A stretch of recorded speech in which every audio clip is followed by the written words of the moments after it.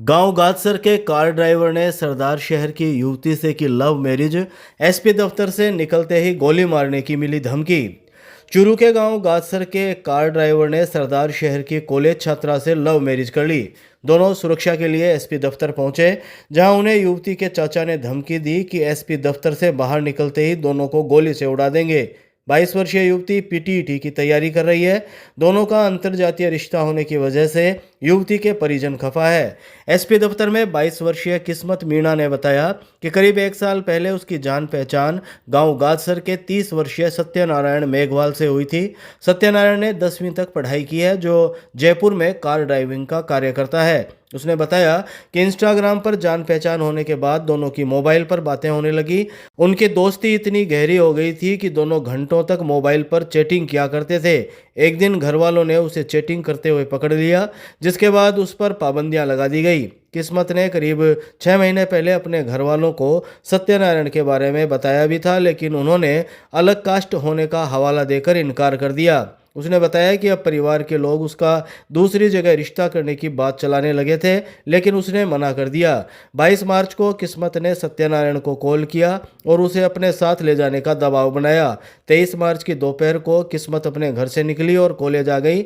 यहाँ कॉलेज के बाहर सत्यनारायण आया, जिसके बाद दोनों जयपुर आ गए। जयपुर में 3 दिन तक होटल वगैरह में रहे और 26 मार्च को दोनों ने जयपुर के आर्य समाज में शादी कर ली। आज दोनों जब चूरू एसपी दफ्तर पहुंचे तो गाड़ी से उतरते ही युवती के चाचा ने उन्हें गोली से उड़ा देने की धमकी दी। मेरा नाम किस्मत मीणा है। मैं सरदार शहर से रहने वाली हूँ। मेरी उम्र 22 साल है और इंस्टाग्राम पे हमारे साथ में बातें हुई थी और फिर चैट पे बातें होने लगी, कॉल पे बातें होने लगी। फिर हमने शादी कर ली बाज के और आज समाज में हमने शादी की है जयपुर में। और घर वाले की धमकियाँ बहुत आ रही है हमारे पास कि मार देंगे, ऐसे कर देंगे, वैसे कर देंगे। घर पे मैंने बताया था, घर वाले मना कर दिया सब कि नहीं हो कर पाएंगे शादी। फिर मैं दूसरी जगह रिश्ता देखने लगे। फिर मैंने ये काम कर लिया कॉलेज का, क्योंकि मैं आई थी और कॉलेज में गई नहीं और उनके साथ मैं वहाँ और जयपुर जाके मैंने आर्य समाज में शादी की। चाचा जी दे रहे हैं हम यहाँ आने के बाद में, बोले और बाहर आओ, और बाहर आते हैं वो रोड पे चढ़ते हैं गोली मरवा देंगे। चाचा जी मेरे बाहर खड़े हैं सारे के सारे, बस वेट कर रहे हैं कब बाहर। 1 साल पहले इंस्टाग्राम से हुई मेरी इसके साथ किस्मत मीणा से, और फिर हमारी ऐसे चैट पे बात होने लगी, फिर कॉल पे बात होने लगी। फिर ये बोलती थी कि आज हम मिल लेंगे, ऐसा वैसा। मैं गाड़ी चलाता हूँ, ड्राइविंग करता हूँ, तो वो रो के मेरे को शाम के बता रही थी कि मेरा रिश्ता देख रहे हैं घर वाले, और या तो मेरे को यहाँ से ले जा, नहीं मैं मर जाऊँगी यहाँ, तेरे गले आ जाऊँगा। फिर मैं सोचा मरेगी इससे बेटर है हम साथ ही लेके चले। फिर मैं सरदार से पहुँच गया और फिर कोई गाड़ी वाले से बात करी, कोई जयपुर जाने वाली गाड़ी थी। मेरे को भाई इतनी हेल्प कर दिया कि भगवान भला करेगा। तो वो बोला कि मैं 5,000 रुपये लूँगा तेरे से। वो कोई ना, तू ले लिया मेरे से। फिर वो मेरे को सिंधी कैंप उतार दिया था। फिर मैं आर्य समाज में मतलब 1 आधे दिन तो घूमने नहीं मिले। फिर आर्य समाज में जाके शादी कर ली। यार अभी के चाचू जी है बाहर, वो जैसे मैं कागज देने के लिए गए ना बाहर, तो वो बोल रहे हैं तुम बाहर निकल के दिखा दो और आपको शूट करवा देंगे, दोनों को ही मरवा देंगे, हमारी भतीजी को भी मरवा देंगे, तेरे को भी मरवा देंगे। तुम्हारी औकात ही नहीं है कि इतनी कैसे शादी करने की। ये बात मिल रही है और धमकी मिल रही है। नई ईदगाह मोहल्ले के रिहायशी इलाके में खुलेआम चल रहा अवैध गैस रिफिलिंग का खेल, डीएसओ टीम ने की कार्यवाही। चूरू शहर के जिला रसद विभाग की लगातार कार्रवाई के बावजूद अवैध गैस रिफिलिंग का खुलेआम खेल चल रहा है। चूरू शहर के नई ईदगाह मोहल्ले के रिहायशी इलाके में खुलेआम चल रहे अवैध गैस रिफिलिंग के खेल का गुरुवार को डीएसओ टीम ने खुलासा किया है। डीएसओ टीम ने यहां कार्रवाई करते हुए 3 घरेलू गैस सिलेंडर, रिफिलिंग मोटर और इलेक्ट्रॉनिक कांटा जब्त किया है। आरएएस साक्षीपुरी ने शाम 4 बजे करीब जानकारी देते हुए बताया कि रतननगर निवासी सद्दाम पुत्र इनायत खान चूरू के नई ईदगाह मोहल्ले में किराए की दुकान लेकर अवैध रिफिलिंग का कार्य कर रहा था। डीएसओ की टीम ने गश्त के दौरान यहां कार्रवाई की है। कार्रवाई करने वाली टीम में आरएएस साक्षीपुरी, निरीक्षक संपत कुमार, सीमा जोनवाल शामिल रहे।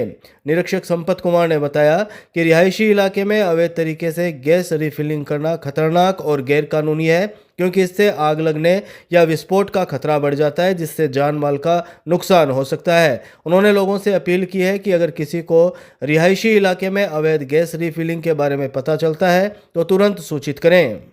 देखिए, जैसा कि हमारे खाद्य विभाग के निर्देशानुसार हमने जो अवैध रिफिलिंग होती है और जो घरेलू गैस है उनका अदर यूज़ करते हैं, व्यावसायिक यूज़ करते हैं, या जैसे आपने देख सकते हैं यहाँ पे 3 सिलेंडर, एक मोटर और ये साथ में कांटा भी प्राप्त हुआ है और पहले भी इन पे कार्रवाई की जा चुकी है और ये दोबारा इन्होंने अपना कंटिन्यू रखा है। ये तो आज हम जब यहाँ से निकले तो हमने देखा कि ये एक ऑटो में, आप देख सकते हैं ऑटो में ये अवैध रिफिलिंग का काम हो रहा था और इसी तरह आगे भी कार्रवाई जारी रहेगी। राजकीय पीडीयू मेडिकल कॉलेज में प्रिंसिपल ने ली मीटिंग। मुख्यमंत्री निःशुल्क दवा योजना में रैंकिंग सुधारने के निर्देश। मुख्यमंत्री निःशुल्क दवा योजना की रैंकिंग में चूरू पूरे प्रदेश में निचले पायदान पर चल रहा है। रैंकिंग की बात करें तो अभी चूरू 69वें स्थान पर चल रहा है। मुख्यमंत्री निःशुल्क दवा योजना की रैंकिंग को सुधारने के लिए चूरू के पंडित दीनदयाल उपाध्याय मेडिकल कॉलेज में प्रिंसिपल ने मीटिंग ली। इस मीटिंग में डीडीसी काउंटर पर दवाओं की उपलब्धता, निःशुल्क दवा योजना की ऑनलाइन मॉनिटरिंग और पर्चियों की ऑनलाइन एंट्री समय पर करने आदि के निर्देश दिए गए। Medical college principal doctor M Pukar ने गुरुवार दोपहर 2 बजे करीब जानकारी देते हुए बताया कि मुख्यमंत्री निःशुल्क दवा योजना में रैंकिंग सुधारने के प्रयास किए जा रहे हैं। अब इसके लिए लगातार मॉनिटरिंग की जा रही है। इस संबंध में डीडीसी प्रभारी और फार्मासिस्ट की मीटिंग ली गई थी। चूरू की डीडीसी सबसे निचले लेवल पर है। इसकी रैंकिंग को सुधारने के लिए चर्चा कर निर्देश दिए गए। उन्होंने कहा कि यदि काम में इम्प्रूवमेंट नहीं हुआ तो संबंधित के खिलाफ अनुशासनात्मक कार्रवाई की जाएगी। प्रिंसिपल डॉक्टर एम पुकार ने बताया कि ये रैंकिंग अस्पतालों में डीडीसी पर दवा उपलब्धता, उनका वितरण, महीने में डीडीसी खुलने के दिन और ई-औषधि सॉफ्टवेयर में पर्चियों का ऑनलाइन अपडेशन, अतिरिक्त दवाइयां मंगवाना या दवा वितरित न होकर एक्सपायरी हो जाना आदि पैरामीटर को जांचने के बाद तय की जाती है। हमने आज एक मीटिंग जो ली थी, हमारे यहाँ जितने भी डीडीसी है उसके ऊपर कार्यरत सर्वी फार्मासिस्ट की मीटिंग ली थी और उनसे हमने ये कहा था कि जो अपनी जो रैंकिंग है डीडीसी की वो सबसे लो लेवल में है, 69 नंबर पे अपन जा रहे हैं, सबसे नीचे आखिरी नंबर पे। तो उन्हें किस तरह से काम करना चाहिए और दवाइयों की कैसी पर्चियाँ चढ़ानी चाहिए, मरीजों को अच्छी से अच्छी बेहतर सुविधा देने के लिए जो भी अच्छा बन पड़े उसके पूरे दिशा निर्देश दिए गए और उनसे कहा गया कि आप काम में इम्प्रूवमेंट करो वरना आपके ऊपर अनुशासनात्मक कार्रवाई की जाएगी। मैं नहीं चाहता कि कोई एक्सेस ड्रग आए और कोई ड्रग की एक्सपायरी हो जाए और ड्रग खराब हो और जिससे सरकार को नुकसान हो। तो इस सिलसिले में हमने वो मीटिंग ली थी और उसके अनुसार सबको दिशा निर्देश दिए गए।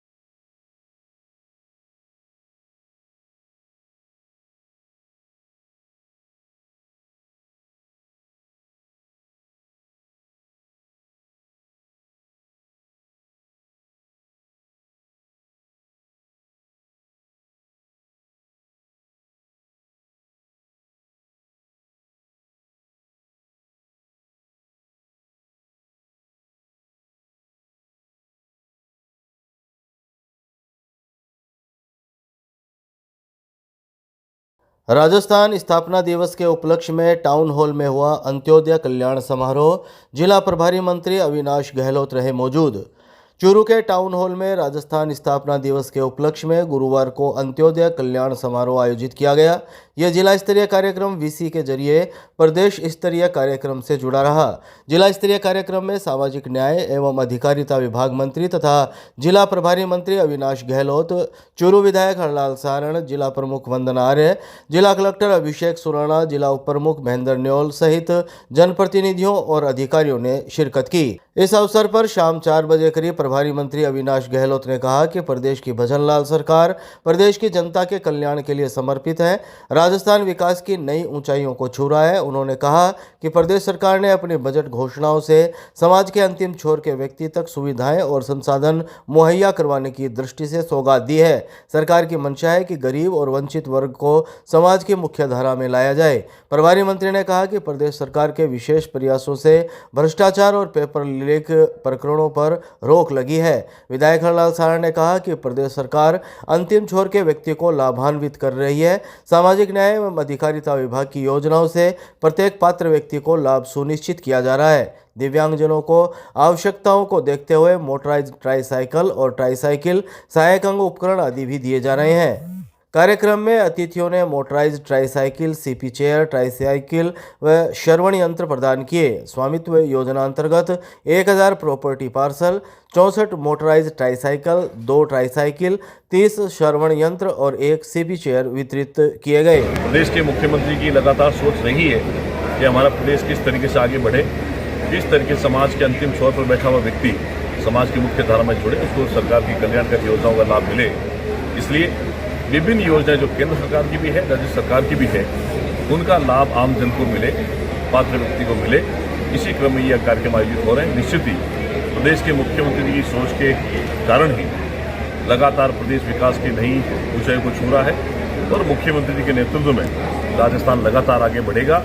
और सबके कल्याण की कामना के साथ में हमारे राजस्थान दिवस का कार्यक्रम निश्चित ही वर्ष प्रतिपदा के अवसर पर जब हमारे मुख्यमंत्री ने घोषणा की है कि चैत्र शुक्ल की एकम को वर्ष प्रतिपदा अवसर पर हम लोग आने वाले समय मनाएंगे।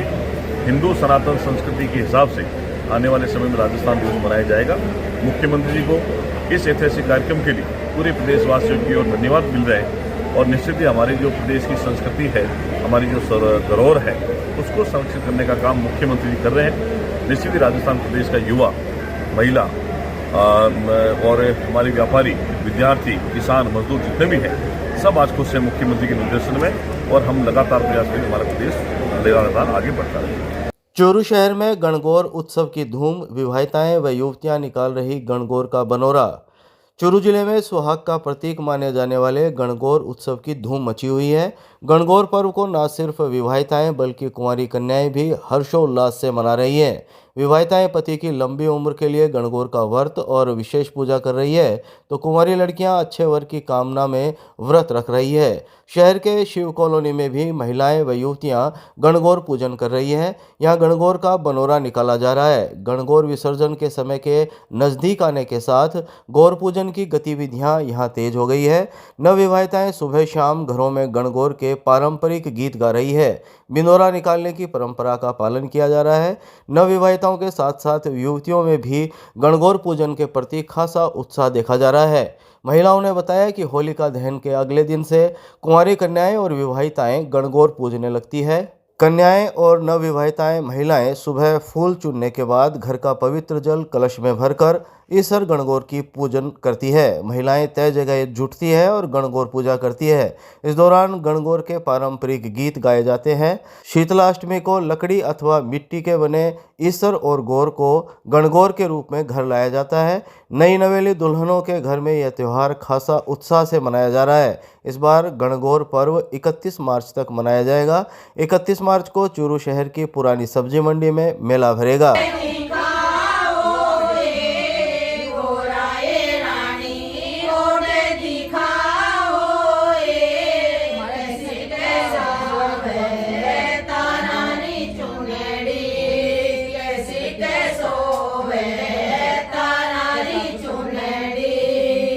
आपने देखा होगा कि जो लोकसभा में सांसद रामजी लाल करके हैं, उन्होंने हमारे समाज के महान महापुरुष महाराणा सांगा के बारे में गलत टिक्का टिप्पणी की। उसके विरोध में सर्व समाज और क्षत्रिय समाज सड़कों पे उतरा।